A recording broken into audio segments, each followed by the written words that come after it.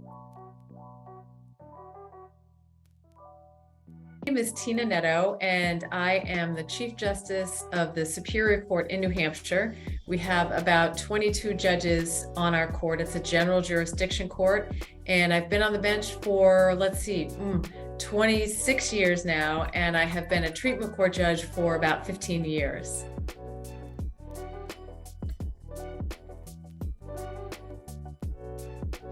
I think one of the biggest issues facing the criminal justice system today is the way we are attempting to manage people in our system who have mental health and substance use issues and also trauma backgrounds. So for me, when we look at the history of how we've handled people in our courtroom, we use jail quite a bit, and jail does not change behavior. Punishment doesn't teach people new skills, doesn't help them learn how to make better decisions. And I would say probably about 80% of the people we see in our trial courts are struggling with some sort of substance use disorder, mental health issue, trauma backgrounds. I mean, for sure, there's a category of people, maybe 20% or so, that are dangerous. They need to be separated from society, but really most of the people that we see have so many other lifelong underlying conditions, and we need to understand them. And what goes along with that is, how do we educate even policymakers, let alone the public, about why these issues are different and why jail and traditional punishment doesn't help keep us safer, doesn't change behavior, and doesn't allow people to become contributing members of society.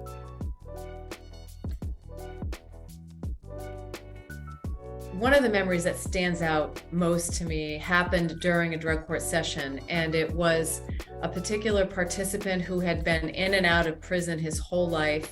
He had tried treatment and not done so well, and for the first time he was doing well in treatment court. So before the courtroom session, we meet with the team together, and so I was meeting with the team talking about this participant, and he had a slight return to use. It wasn't a full-blown relapse, so he was still committed to his recovery work.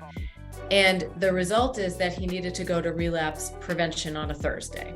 What the treatment provider forgot to tell me in the session was that he had made a special arrangement to see this individual individually because he wanted to go visit his daughter for the first time on that Thursday. So I did not have that information. I went into the courtroom. The whole team is in the courtroom, as well as the participant who comes to talk to me about how he's doing. So I started off with all the positive, and I said, it's great, you're going to see your daughter. And I said, you just need to go to relapse prevention on Thursday. And he blew up in the courtroom. He swore at us. He said, you people don't know what you're doing. And I paused and I let him sort of blow up. And the treatment provider raised his hand and said, Judge, I'm sorry, I made a mistake. I forgot to tell you about these special arrangements. And so I could say to the participant, now that you've had time to pause, take a deep breath, can you see how your reaction might have affected, say, your employer in a way that was not positive?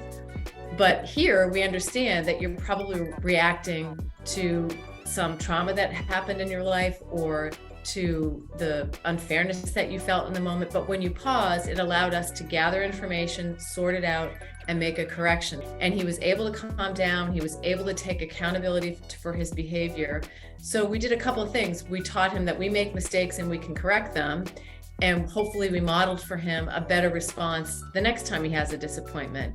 And what made me just so happy was he told his provider years later that he thinks about that time in court often when he's about to lose his cool again. People would probably be surprised to know that about 15 years ago, I was a beekeeper, and I did that for about 6 years, wore the whole suit and smoked the bees and checked the queen. It was really, I'd love to do it again, because one thing it taught me was how to be very patient and slow and present in the moment.